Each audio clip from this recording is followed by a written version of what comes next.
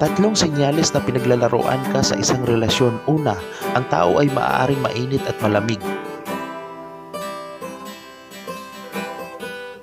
na nagpapakita ng pagmamahal. Isang araw at nagiging malayo o hindi magagamit sa susunod. Pangalawa, maaaring iwasan nila ang mga seryosong pag-uusap tungkol sa hinaharap o paggawa ng mga plano ng magkasama. At kadalasan nagbibigay ng hindi malinaw na mga dahilan kapag tinatanong tungkol sa kung saan patungo ang relasyon.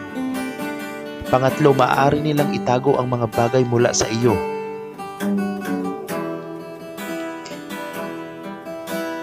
Tulad ng kanilang aktibidad sa telepono o sa social media. At madalas magsisinungaling.